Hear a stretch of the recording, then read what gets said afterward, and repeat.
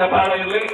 ಯಾವ ತೀರ್ಥಾಟನವನ್ನ ಹಾಕೋದ್ರಿಂದ ಮನುಷ್ಯನ ಮೆದುಳ ಏನಾಗ್ತದ ಅಂತಂದ್ರ ಶುದ್ಧೀಕರಣವಾಗ್ತದ. ಮೆದುಳಿಗೆ ನರಕ್ಕೆ ಸಂಬಂಧಪಟ್ಟಿರುವಂತ ಯಾವುದೇ ಕಾಯಿಲೆಗಳು ಬರಬಾರದು ಅಂದ್ರೆ ಅದ ಏನ್ ಮಾಡಬೇಕು ಅಂತಂದ್ರೆ ಸಿರಿಸಾಸನವನ್ನ ಹಾಕೋದ್ರಿಂದ ಆ ಸಮಸ್ಯೆಗಳ ಪರಿಹಾರ ಆಗ್ತದೆ ಅನ್ನುವಂಥದ್ದನ್ನು ಹೇಳ್ತಾ, ಅದರ ಜೊತೆಗೆ ಮುಂದಿರುವಂತ ಆಸನ ಯಾವುದು ಅಂತ ಕೇಳಿದ್ರ ಬಕಾಸನ. ಬಕಾಸನವನ್ನ ಹಾಕೋದ್ರಿಂದ ಮನುಷ್ಯರೊಳಗಿರುವಂತ ಏನು ಅಂತಂದ್ರೆ ನರಗಳ ದೌರ್ಬಲ್ಯ ಆಗಿರಬಹುದು, ಅದರ ಜೊತೆಗೆ ಕೀಲು ಮಂಡಿನೂ ಇರುವಂತ ಸಮಸ್ಯೆಗಳ ಪರಿಹಾರ ಆಗ್ತಾವ. ತಮಿಳರ ಜೋರಾದ ಚಪ್ಪಾಳ ಇರಲಿ.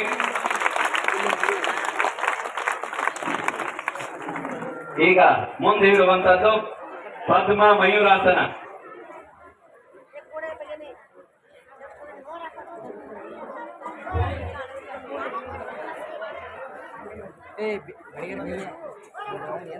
ತಮಿಳ ಜೋರಾದ ಚಪ್ಪಾಳ ಬರಬೇಕು.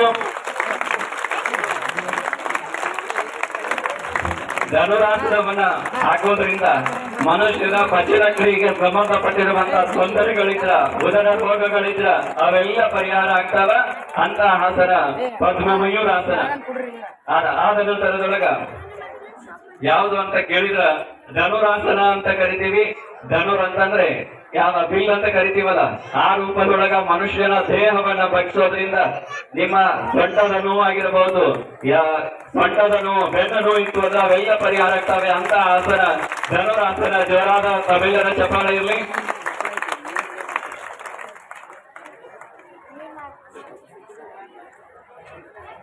ಆದ ನಂತರದೊಳಗ ಹನುಮಾನಾಸನ.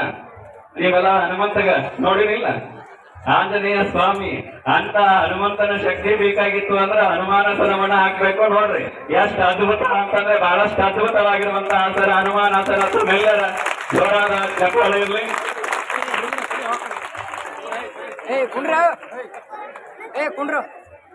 ಮತ್ತ ಹನುಮಾನಾಸನ ಮಾಡ್ಯಾರಂತ ನೀವು ಸಂತಾನ ಹೋಗಿ ಮನ್ಯಾಗ ಮರಕ್ ಹೋಗಿ ಮತ್ತೆ ಕಾಲ ಬರ್ಕೊಂಡು ಗೊತ್ತಿರಂದ್ರೆ ಏನ್ ಮಾಡೋದು? ಈಗಿರುವಂತದ್ದು ಯಾವುದು ಅಂತಂದ್ರೆ ಏಕಪಾದ ರಾಜ ಕಪೋತಾಸನ. ಬಹಳಷ್ಟು ಅದ್ಭುತವಾಗಿರುವಂತ ಆಸನ ಏಕರಾಜ ಕಪೋತಾಸನ. ಅಂತ ಅದ್ಭುತವನ್ನ ಪರಮ ಪೂಜೆ ಮಾಡ್ತಾ ಇದ್ದಾರೆ. ತಮ್ಮೆಲ್ಲ ನೋಡ್ರಿ ಕಾಲನ್ನ ಒಯ್ದು ತಮ್ಮ ಶಿರಸಿಗೆ ಹಚ್ಚುವಂತದ್ದು ಬಹಳ ಕಷ್ಟದ ಕೆಲಸ ಅಂತ ಅದ್ಭುತವನ್ನ ಮಾಡಿದ್ದಾರೆ. ಪೂಜರಿಗೆ ಚಪ್ಪಾಳ ಇರ್ಲಿ. ಈಗ ಗಂಡ ಬೇರುಂಡಾಸನ. ನೀವೆಲ್ಲ ಗಂಡ ಬೇರುಂಡ ಪಕ್ಷಿಯನ್ನು ನೋಡಿರಿ. ಆ ರೂಪದೊಳಗ ಇರುವಂತ ಆಸನ ಯಾವುದು ಅಂದ್ರೆ ಗಂಡ ಬೇರುಂಡಾಸನವನ್ನ ಪರಮ ಪೂಜರ ಹಾಕ್ತಾ ಇದ್ದಾರೆ. ತಮ್ಮೆಲ್ಲರ ಜೋರಾದ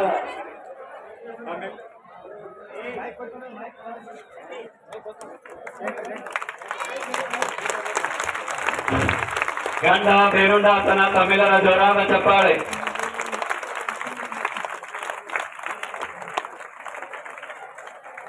ಮತ್ತೆ ನೀವು ಮನ್ಯಾಗ ಮಾಡಕ್ ಹೋಗಿರಿ, ಸೊಂಟನ ಮರ್ಕೊಂತೀರಿ. ಮತ್ತ ಈಗ ಕೊನೆಯದಾಗಿರುವಂತ ಆಸನ ಯಾವುದು ಅಂದ್ರೆ ಅದು ಚಕ್ರಾಸನ. ಚಕ್ರ ಅಂತಂದ್ರೆ ಗಾಳಿ.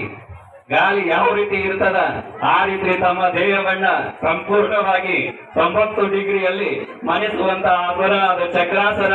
ತಮ್ಮೆಲ್ಲರ ಜೋರಾದ ಚಪ್ಪಾಳೆಯನ್ನ ಪರಮ ಪೂಜರಿಗೆ ಅರ್ಪಿಸಬೇಕು ಅನ್ನುವಂತದ್ದನ್ನ ಹೇಳ್ತಾ, ದೇಹದ ಯಾವುದೇ ನೋವುಗಳಿದ್ರ, ಈಗಲೂ ನೋವುಗಳಿರಬಹುದು, ಯಾವುದೇ ದೇಹದ ರೋಗಗಳ ನೋವುಗಳಿದ್ರ ಚಕ್ರಾಸನವನ್ನ ಹಾಕೋದ್ರಿಂದ ಆ ಎಲ್ಲ ನೋವುಗಳು, ಈಗಲೂ ನೋವಾಗಿರಬಹುದು, ಮಂಡಿ ನೋವಾಗಿರಬಹುದು, ಇನ್ನಿತರ ಯಾವುದೇ ನೋವುಗಳಿದ್ರು ಅವೆಲ್ಲ ನೋವುಗಳ ಕಡಿಮೆ ಆಗ್ತವೆ ಚಕ್ರಾಸನ. ತಮ್ಮೆಲ್ಲ ಜೋರಾದ ಚಪ್ಪಾಳೆ ಇರಲಿ ಪರಮ ಪೂಜರಿಗೆ.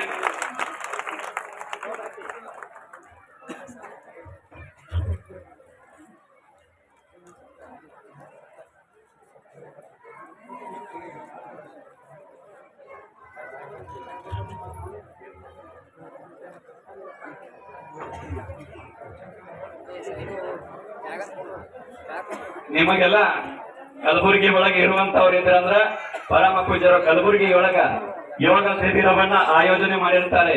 ಕಲಬುರಗಿ ಒಳಗೆ ಇರುವಂತ ಮಂದಿ ತಾವು ಪರಮ ಪೂಜರ ಹತ್ರ ಯೋಗವನ್ನ ಹೋಗಿ ಕಲಿಯುವಂತ ಅವಕಾಶ ಇರ್ತವೆ. ಅಂತಹ ಶ್ರೀ ಗುರುಜಿಯವರು ಯಾವ ಶಿವಯೋಗ ಮಂದಿರದ ಸಾಧನೆ ಒಳಗ ಶಿವಯೋಗ ಮಂದಿರದ ಅನಗಲ ಗುರು ಕುಮಾರ ಶಿವಯೋಗಿಗಳವರ ಸ್ಥಾಪಿಸಿರುವಂತಹ ಶಿವಯೋಗ ಮಂದಿರ ಒಂದು 100 ವರ್ಷಗಳ ಹಿಂದೆ ಇಂತಹ ಸಾಧಕರನ್ನ, ಮಠಾಧೀಶರನ್ನ, ಗುರುಗಳನ್ನ ತಯಾರು ಮಾಡಿರುವಂತಹ ಸಂಸ್ಥೆ ಅದು ಯಾವುದು ಅಂತ ಕೇಳಿದ್ರೆ ಶಿವಯೋಗ ಮಂದಿರ ಅನ್ನುವಂಥದ್ದು. ಅಂತಹ ಶಿವಯೋಗ ಮಂದಿರದಲ್ಲಿ ಸಾಧನೆಯನ್ನ ಮಾಡಿರುವಂತ ಪರಮ ಪೂಜ್ಯರು ಈಗ ಕಲಬುರಗಿ ಒಳಗ ಯೋಗ ಶಿಬಿರವನ್ನ ಆಯೋಜನೆ ಮಾಡುವಂತವ್ರು. ಈಗ ವಿಶೇಷವಾಗಿರುವಂತಹ ಏನು ಅಂತ ಕೇಳಿದ್ರ ಸೂತ್ರ ನೇತಿಗೆ ಅಂತ ಕರೀತಾರ.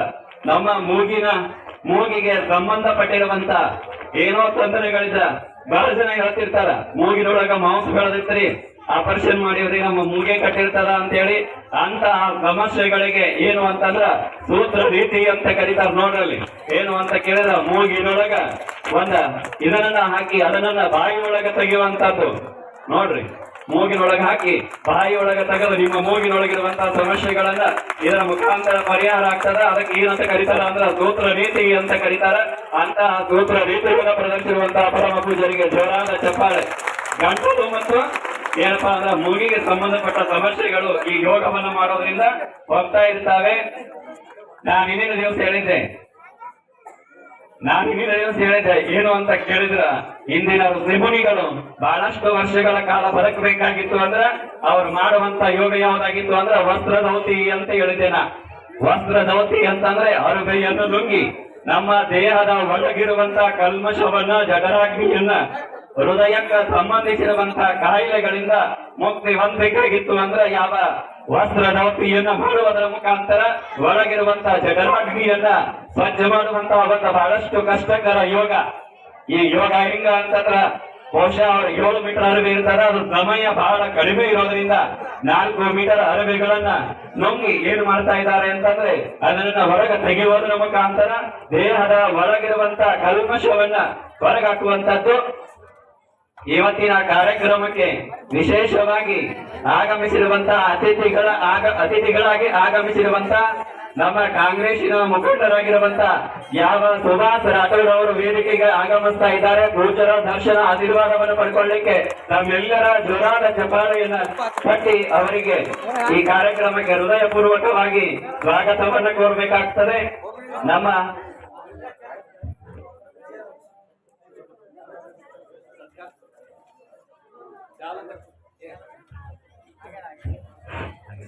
ನಮ್ಮ ಸುಭಾಷನ ರಾಠೋಡ್ ಅವರು ನಾವು ಹೇಳಿರುವ ಹಾಗೆ ಏನು ಅಂತಂದ್ರೆ ಈ ಭಾಗದೊಳಗೆಲ್ಲ ಸದಾಕಾಲ ಜನರ ಜೊತೆಗೆ ಬೆರೆಯುವಂತವ್ರು. ಅದರ ಜೊತೆಗೆ ಏನು ಅಂತ ಕೇಳಿದ್ರ ಬಸವಣ್ಣನ ಪರಮ ಭಕ್ತರು ಯಾರಾದ್ರೂ ಇದ್ರೆ ನಮ್ಮ ಸುಭಾಷ ರಾಠೋಡ್ ಅವರು ಅಂತ ನಾವು ಈ ಸಂದರ್ಭದೊಳಗೆ ಹೇಳಬೇಕಾಗ್ತದೆ. ಬಸವ ತತ್ವವನ್ನ ಸದಾಕಾಲ ಆಚರಣೆ ಒಳಗೆ ಇಟ್ಟುಕೊಂಡಿರುವಂತವ್ರು ಬಸವಾಭಿಮಾನಿಗಳು ಅಂದ್ರೆ ನಮ್ಮ ಸುಭಾಷ್ ರಾಠೋಡ್ ಅವರು ಅಂತ ಹೇಳ್ಬೇಕಾಗ್ತದೆ. ನಿಮಗೆಲ್ಲ ಗೊತ್ತದ ಈಗ ಇಲೆಕ್ಷನ್ ಇರೋದ್ರಿಂದ ಹೆಚ್ಚಿಗೆ ಏನಾದ್ರು ಹೇಳಿದೀವಿ ಅಂದ್ರೆ ತಪ್ಪ ಕಲ್ಪನೆಗಳು ಹೋಗ್ತಾವ.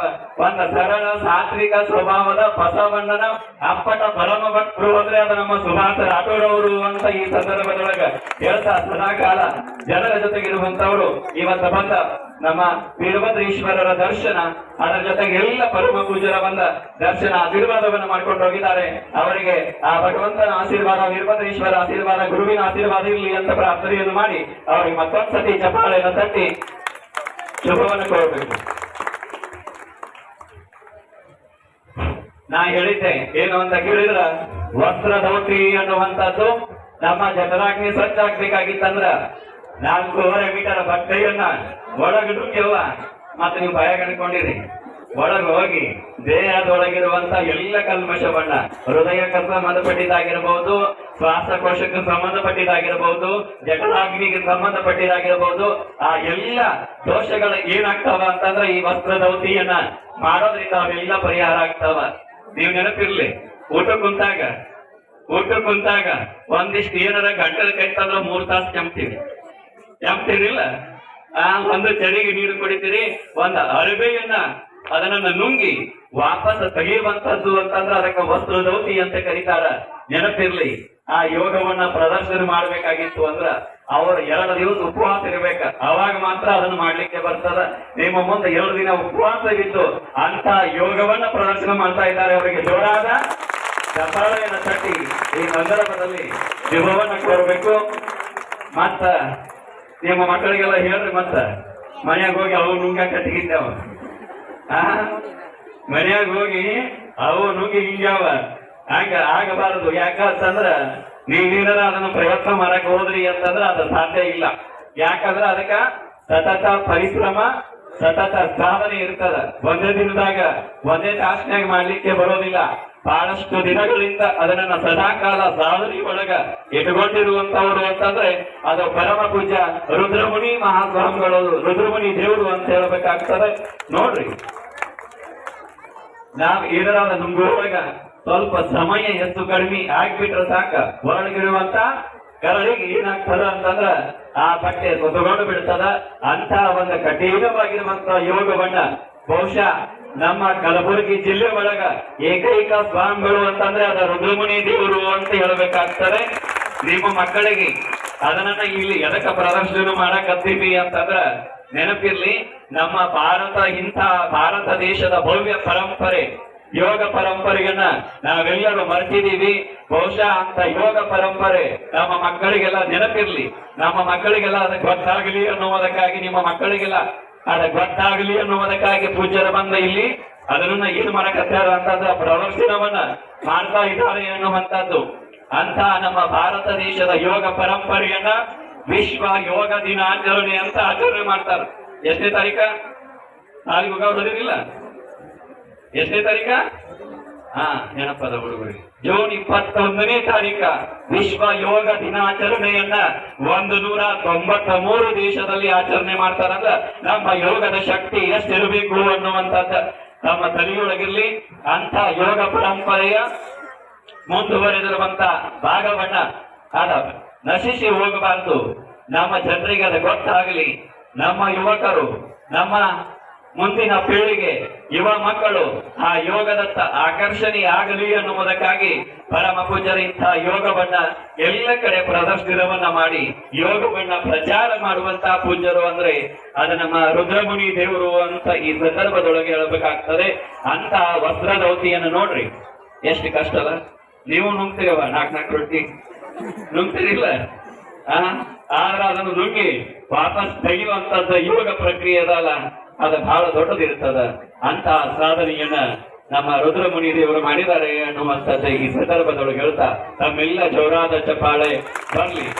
ಅದರ ಜೊತೆಗೆ ನಿಮ್ಮ ಮಕ್ಕಳಿಗೆ ಯೋಗವನ್ನ ಕಲಿಸಬೇಕು ಅನ್ನುವಂತ ಇಚ್ಛೆ ಇದ್ರ ಪರಮ ಪೂಜ್ಯರು ಬಂದು ನಿಮ್ಮೂರೊಳಗ ಶಿಬಿರವನ್ನ ನಡೆಸ್ತಾರೆ. ನಿಮ್ಮ ಮಕ್ಕಳು ರೆಡಿ ಇರ್ಬೇಕ, ಮತ್ತ ಉಚಿತವಾಗಿ ಇರೋದಿಲ್ಲ. ಅದಕ್ಕೆ ಏನು ಅಂತಂದ್ರೆ ಕ್ಲಾಸಿಗೆ ಹಣವನ್ನ ಕೊಟ್ಟ ಸೇರ್ಕೋಬೇಕು. ಅದು ಎಲ್ಲಿ ಅಂತಂದ್ರೆ ಕಲಬುರಗಿ ಒಳಗ ಅವರ ಶಿಬಿರ ಇರ್ತದ. ಅದರ ಜೊತೆಗೆ ಈ ಮೂರೊಳಗೂ ಬಹಳಷ್ಟು ಜನ ರೆಡಿ ಆದ್ರೆ ಯೋಗವನ್ನ ಕಲಿಯುವವರಿದ್ರ ಇಲ್ಲಿಯೂ ಕೂಡ ಬಂದು ನಿಮ್ಮ ಮಕ್ಕಳಿಗೆ ಯೋಗವನ್ನ ಕಲಿಸಿಕೊಡುವಂತ ಕಾಯಕವನ್ನ ಪರಮ ಪೂಜ್ಯರು ಮಾಡ್ತಾ ಇದ್ದಾರೆ ಅನ್ನುವಂತ ಮಾತನ್ನ ಈ ಸಂದರ್ಭದೊಳಗೆ ಹೇಳ್ತಾ, ಬಹುಶಃ ನೋಡ್ರಿ 4.5 ಮೀಟರ್ ಬಟ್ಟೆಯನ್ನ ಒಳಗ ಹೋಗಿ ಜಠರಾಗ್ನಿಗೆ ಹೋಗಿ ಮತ್ತೆ ಅದನ್ನ ಹೊರಗ ತೆಗೆಯುವಂತದ್ದು ಬಹಳ ದೊಡ್ಡ ಪ್ರಕ್ರಿಯೆಯನ್ನ ಪೂಜಾರಿ ಮಾಡ್ತಾ ಇದ್ದಾರೆ. ತಮ್ಮೆಲ್ಲ ಜೋರಾದ ಚಪ್ಪಾಳೆ ಬರಲಿ ಅನ್ನುವಂಥದ್ದನ್ನ ಈ ಸಂದರ್ಭದೊಳಗೆ ಹೇಳ್ತಾ,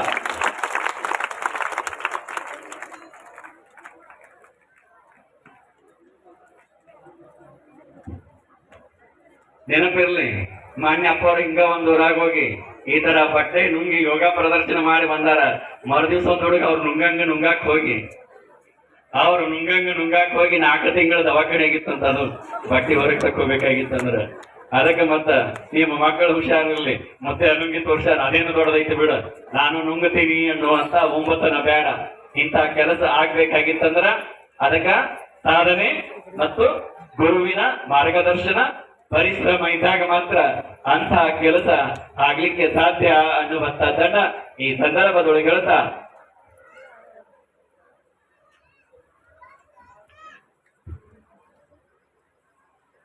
ನುಂಗದ್ ನೋಡಿದ್ರಿಲ್ರಿ, ಬಾಳ ಚಂದ ನುಂಗ್ತಾರ.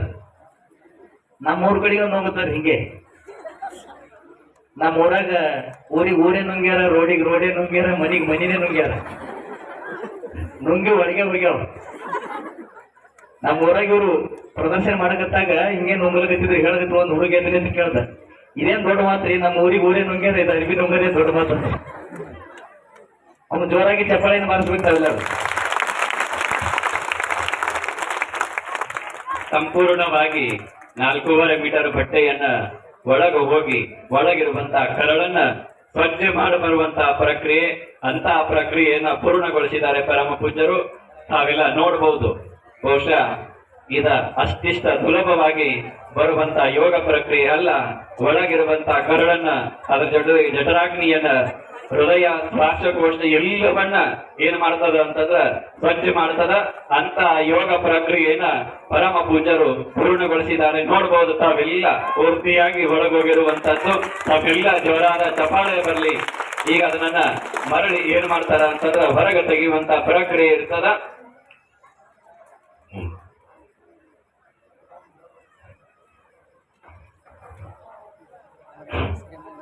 ನೀವೇನ್ರ ಮಾಡಕ್ಕಾದ್ರೆ ಒಳಗಿದ ಕಳ್ಳ ಹೊರಕ್ಕೆ ಬರ್ತಾವ. ಅವರಿಗೆ ಮಾತ್ರ ಅದು ಸಾಧ್ಯ ಅದ. ಮತ್ತೊಂದ್ಸತಿ ಅವರಿಗೆ ಜೋರಾದ ಚಪಾಳೆ ಬರ್ಲಿ ಅನ್ನುವಂಥದ್ದನ್ನು ಹೇಳ್ತಾ ಸೈನಿಕರಿಯಪ್ಪ, ಒಳಗಿರುವಂತ ಎಲ್ಲ ಕಲ್ಮಶಗಳ, ಮನುಷ್ಯರ ದೇಹದೊಳಗಿರುವಂತ ಎಲ್ಲಾ ಕಲ್ಮಶಗಳು ಕೂಡ ಅದರ ಮುಖಾಂತರ ಹೊರಗೆ ಬರುವಂತ ಇಂಥ ಯೋಗವನ್ನ ಮಾಡಿಯೇ ಹಿಂದಿನ ಋಷಿ ಮುನಿಗಳು ಬಹಳಷ್ಟು ವರ್ಷ, 100 ವರ್ಷ, 200 ವರ್ಷ, 500 ವರ್ಷ ಹೆಂಗ ಬದುಕ್ತಿದ್ರು ಅಂತಂದ್ರೆ ಇಂಥ ಯೋಗವನ್ನ ಸಾಧನೆ ಮಾಡಿ ಅವರೆಲ್ಲ ಬದುಕ್ತಿದ್ರು. ಅಂತ ಯೋಗವನ್ನ ಇವತ್ತ ಕಲಿಯುಗದೊಳಗ ಪ್ರದರ್ಶನವನ್ನ ಮಾಡಿರುವಂತಹ ರುದ್ರಮುನಿ ಪರಮ ಪೂಜ್ಯರು ಮುಗಿಸಿದ್ದಾರೆ. ಅವರಿಗೆ ಮತ್ತೊಂದ್ಸತಿ ಜೋರಾದ ಚಪ್ಪಾಳೆಯ ಮುಖಾಂತರ ಪರಮ ಪೂಜ್ಯರಿಗೆ ಹೃತ್ಪೂರ್ವಕವಾಗಿರುವಂತಹ ಧನ್ಯವಾದಗಳನ್ನ ಈ ಸಂದರ್ಭದೊಳಗೆ ಹೇಳ್ತೇವೆ.